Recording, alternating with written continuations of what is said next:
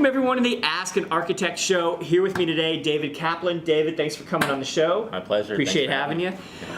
So we're going to kind of go through David's background. He's got some interesting tidbits and scenarios that I really want to kind of dive in with him and find out his perspective on and learn a little bit more about his journey.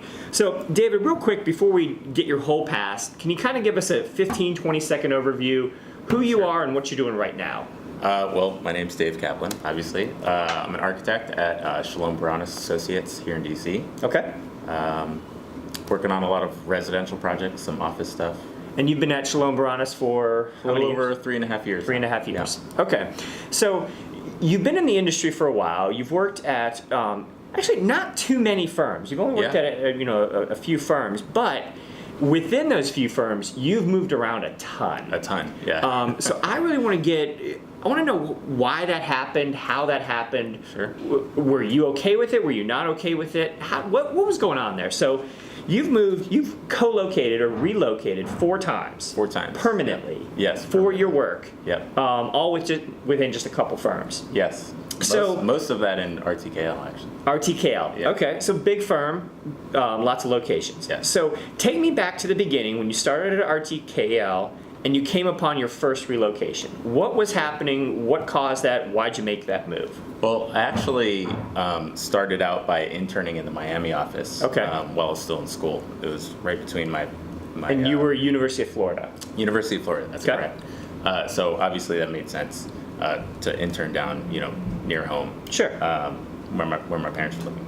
Okay. But so that was a great internship, great experience, great people in that office. Mm-hmm. Very small architecture group there, and the interview went great. I graduated, and then after that they offered me a position, but they had most of their work in their Baltimore office actually. Okay. So I decided to go up to Baltimore because that's where the opportunity was at the time. So the first relocation was moving from an internship in Miami to a permanent position in Baltimore. Yes, absolutely. Okay. And I don't know if you noticed this, but I'm from Miami as well, and one of the things I noticed about architecture offices down there are a lot of big firms, but a lot of their offices are kind of small, yes. Intimate, almost boutique style. Yeah. So if you're interested in the combo of going to a big firm, but also maintaining that small firm feel, Miami's probably a great location to look at. It's a great location. There are tons of very small firms. They do really high-end work. There's a lot of interesting hospitality projects. Interesting stuff, and you still get the big city feel. Yeah, absolutely. Yep, cool. Okay, so take me into the move to Baltimore. Obviously, big transition, Florida to Maryland. Yeah, absolutely. What was it like moving to Baltimore for you? Because we're talking to a lot of students right now who are thinking about where they want to work, where they might get jobs. What was it like moving to Baltimore? It was actually somewhere that I'd basically never been before. Okay. So I kind of went in blind, but it was a good opportunity with a good firm. Sure. So the risk was low? Yeah, the risk was low, and I was fresh out of college. I didn't really have anything tying me down, so sure. Why not? Go where the money is, go where the job is, yeah, take the opportunity as it comes. And it was great. They had big projects, lots of opportunity for responsibility and learning. Sure. And it actually worked out really well because a couple years later was the kind of start of the recession. Yep. But I had a ton of work going on at that office with government projects. Yep. So that really kind of carried me through. So compare and contrast the two cities real quick for us. What was it like living and working in Miami versus living and working in Baltimore? Probably much different. Much different. Even office culture-wise, although everyone was friendly in all the offices that I was in. Sure. But Miami is much more laid back, of course. Okay. We had a big interiors department down there, and everyone was just very fun to be around. And, okay. Always a little bit of a party, but okay, makes sense. That surprises me 0%. Yeah, of course. Okay, so now take me to Baltimore. What was that like up there? Like, how was that different? Also great people, very genuine folk up in Baltimore. Really interesting city, very gritty, but sure. A lot. It's got a little bit of recent history to it. Yeah, so absolutely. Okay, so from Baltimore, where are we going? What's next? So the folks down in Miami had a lot of competition work going on, okay. A lot of high-end design work in China, okay. And China was really picking up at the time. So okay. they offered a position for me to come back down there, work with that original group, and okay. do a little bit different work than what I was doing before in okay. Baltimore. So you went from Miami to Baltimore, back to Miami. Yep. How long did you stay in Baltimore before you made the move back? I was there for about 2.5 years. Okay. Now, were you looking to get back to Miami? Was that a goal, or did that opportunity just present itself? That was a goal. Okay. Up until that time, I hadn't gone back to grad school. Okay. So I thought that was a good way to transition back down to Florida, be a resident again, work for a Okay. little while, and then maybe go back to the University of Florida for a master's program. Gotcha. Okay. So you're back down in Miami, you're in that office, Yeah. and then you have another relocation. Where'd you go from there? I actually came back up to Washington, D.C. after that. Washington. So you're just ping-ponging back and forth. Yep. Okay. Quite a bit. So what brought you to DC? Well, it was a strategic move for the company at the time. They decided to close the architecture portion of that office. There just wasn't as much work going on at the time for them down there. Okay.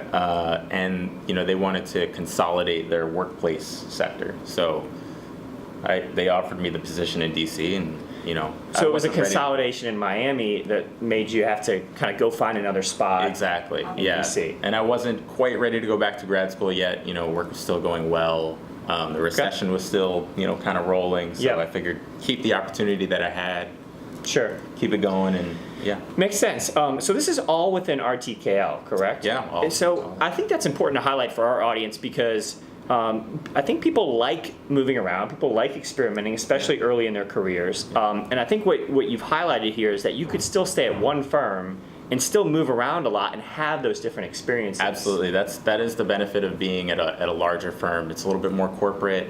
But it depends on the office culture. It doesn't always feel super corporate at some of those larger firms. But that's the opportunity that you have is going different places, even all around the world, which is also something that I ended up doing. Yeah.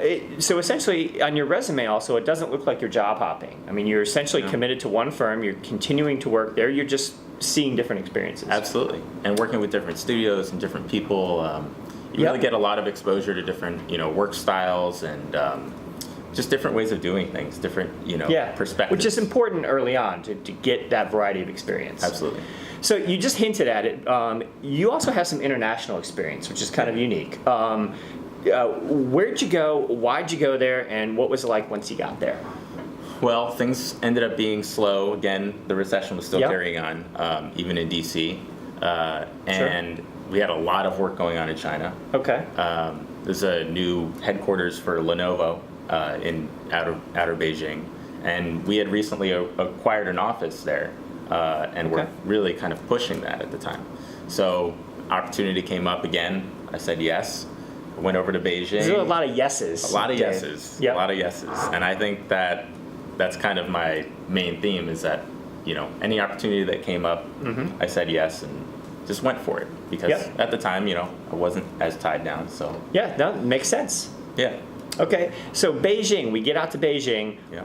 Had you been there before? Had you No. traveled there, study abroad? Never. Nothing in Beijing. So Not in Beijing, no. So tell us, what's it like in Beijing? When you show up, get off the plane, and you're actually going to be living there, what's it all about? It's a little bit of a culture shock, to be honest. Okay. But How so? just the way people live, very different. You've got, unfortunately, a lot of extreme poverty in the same location as, 5-star hotels. I mean, you could walk around the corner from a 5-star hotel and there's people, selling goods or slaughtering chickens in the street. Wow. I mean, Yep. honestly, that's the Sure. way it is. But it's also developing. I mean, obviously, it's a developing country. Tons of people living in that city. But it's also amazing. I mean, they have a great, infrastructure of transportation. The buildings they're doing there are just, kind of pushing the edge of compared to things that we do here. Let's talk about that. So what was your reaction to the architecture once you started getting in and trying to do buildings there? Did you see differences? Was there any culture shock architecturally? Absolutely. It was a little bit of the wild west, I would say, even though it's In terms of codes and regulations or yes, client wishes? How so? As a foreign firm, you can only work on a project technically through design development. Okay. So, and at that point, you hand it off to a local design firm, local architect of record, in a sense. But you still stick around to kind of make sure the design, works all the way through the process. and codes are very different. Some of them even more strict. Some fire codes are more strict than actually in the United States. But Okay. It's a totally different process. Yeah. So how long were you in Beijing? I was there for a couple different stints of a few months at a time. Okay. Yeah. That sounds like a fantastic opportunity. Would you encourage folks, if they are at a firm that offers that type of thing, to go out and Absolutely. and check that out? I mean, Absolutely. I imagine it's got to be a wealth of experience from your perspective, from your overall architecture background, and really propels you kind of exponentially forward. Absolutely. I mean, it's a great experience. If you have the opportunity to travel while you're in school, do study abroad, I encourage that too. That's something I also did. Just lots of great perspective on the world, on culture, on architecture, on how you interact with people. What did you do personally in Beijing? How did you spend your free time?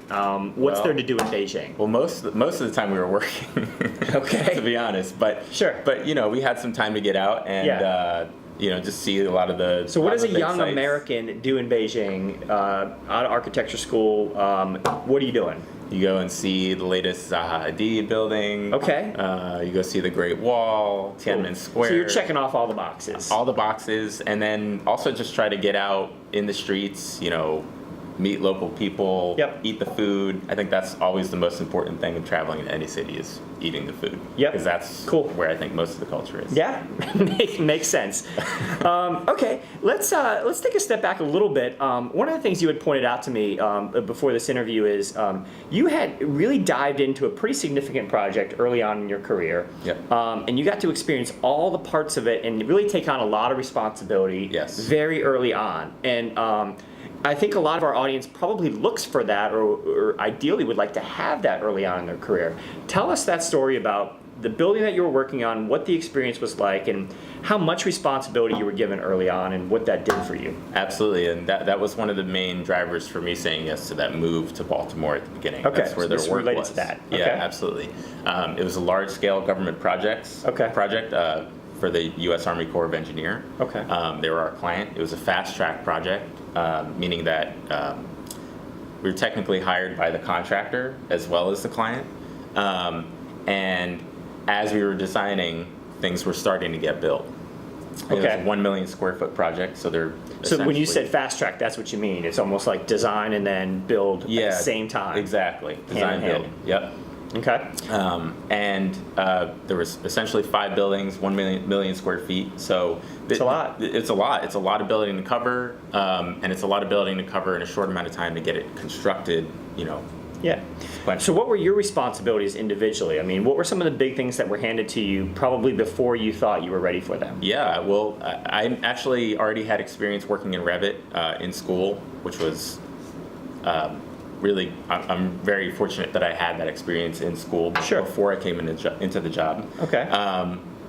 And so they made me the BIM captain of that project. And along with that came the responsibility of organizing all of our submissions and organizing our team to through the workflow, and just making sure that things were being done properly in our drawings. So what was your strategy? Did you have somebody really overseeing your work and kind of micromanaging you, or were you pretty much figuring it out as you went along? What was your personal approach to it? I think it was a little bit of both, but Okay. I tried to, take on that leadership role as much as I could. Okay. And you get some pushback along the way, and you make some mistakes, and you learn from them, and but there was always someone around to ask questions. Yep. And I think that's always the best part. Yeah, and I think that's a huge point of value to emphasize is that, if you have those resources and ask those questions, don't be afraid to just say it and ask it. Because you'll probably get a lot more experience and responsibility put on your shoulders if people realize you're willing to say when you don't know something and ask the questions versus keeping it bundled up and kind of expecting that you know everything and thinking you know everything and then not, potentially having a major disaster later on down the road. I think it builds trust with the people who are in charge of you. 100%. It builds trust with your teammates. Know your own boundaries, but also don't be afraid of trying to take it on and failing and then learning from that. Exactly. Yep, I couldn't have said it better. David, let's round it out. I want to know a little bit more about you personally. What are you doing to kind of self-educate, keep yourself moving forward outside of work? Is there something you're reading, you're watching, listening to, podcast, whatever it is that either is exciting you, is educating you, whatever it might be? What can you recommend to our audience? Absolutely. I listen to a ton of podcasts. Okay, I was listening to a bunch, but now I'm doing more work, so it's harder to listen to. But sure. But a lot of the big ones, through NPR, This American Life. Yep. Let's see. 99% Invisible. Is it Roman Mars? Yeah. Yep. All the big ones. And that's kind of an architectural one. Yes. In a way. Can you give us a little sneak peek of 99% Invisible for those who don't know it? Well, how would you describe it? They tend to take a design issue that most people don't know about. Yep. And they dig into it. Right? Yep, exactly. Yeah. So it's 99% invisible for most people. Yep. Cool. Last thing, a lot of our folks, some of them are on the doorstep of graduation here. Sure. This is probably their senior year they're coming into. What advice would you give to somebody who is kind of in their last year, approaching graduation, looking for a job, looking for a new city to move to? What would you suggest about finding a job and city selection? I would say in your last year, definitely remember to still have some fun while you're in school. Yeah, good advice. Don't take everything too seriously. But at the same time, cast a wide net. Be open to something that you may never thought you would have done before, even if it means being away from friends and family. Because you could always go back to somewhere else later on. It's never a forever decision. I like that. I meet so many people who want to go just to one specific city, or they're locked in on one particular firm, one particular city, when in reality, there are really cool experiences to be had all over the place. There are really interesting firms in some of the smallest cities, and even some of the most out-of-the-way places are some of the most interesting places to live and work in. Absolutely. David, this has been fantastic. Thanks for taking us on your journey. Of course. And I hope there was some value here for you guys, whether it's being within a large firm, moving to a foreign country, or just taking on a lot of responsibility early on in your career. David, thanks so much for being on the show. Thanks for having me. I having appreciate it. And we'll see you next time on the Ask an Architect Show.